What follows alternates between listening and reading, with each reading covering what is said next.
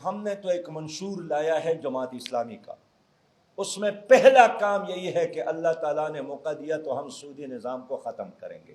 اور میں تمام جماعتوں سے بھی یہی اپیل کر رہا ہوں کہ ہمیں اس رجت پسندی کو اب چھوڑنا چاہیے، ہمیں ترقی یافتہ نظام اپنانا چاہیے، اور اللہ کا یہ نظام ترقی یافتہ ہے۔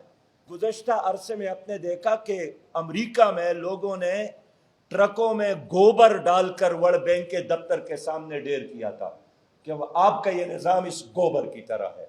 اب وہ اس نظام کو چھوڑ رہے ہیں، ہم ہوئے کافر اور وہ کافر مسلمان ہو گئے، وہ چھوڑ رہے ہیں اور ہم اس کی طرف بڑھ رہے ہیں۔ 11 سے 17، 17 سے 21 اور اب 21 سے 22 پر پاکستان میں شرح سود میں اضافہ ہوا۔ میں خود فائنانس منسٹر رہا ہوں 2 بار، اور جب میں نے بیوروکریسی کے ساتھ پہلا اجلاس کیا کہ ہم نے سودی نظام کو ختم کرنا ہے، تو انہوں نے کہا کہ کیا آپ صوبہ خیبر کو تباہ کرنا چاہتے ہیں؟ میں نے کہا نہیں، یہ تو اللہ کا حکم ہے، یہ میرے ایز اے منسٹر حکم نہیں ہے، یہ اللہ کا حکم ہے۔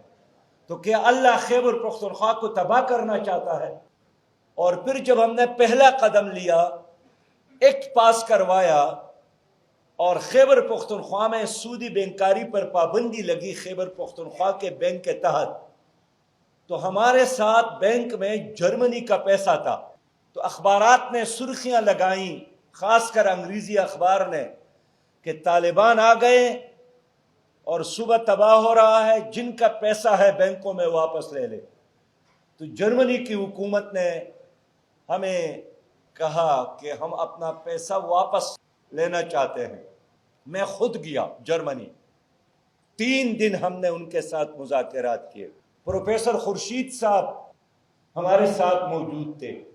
پہلے وہ ہمیں سیریس نہیں لے رہے تھے، لیکن پروفیسر خورشید صاحب کے پریزنٹیشن سے اسلامک معاشی نظام پر وہ بالکل سیدھا بیٹھ گئے، اور پھر شاگرد کی طرح ان کے سامنے بیٹھ گئے، اور پھر اعتراف کیا کہ انسانیت کی ترقی آپ کی اس اسلامی نظام کے ساتھ ہے، ہماری اس سودی نظام کے ساتھ نہیں۔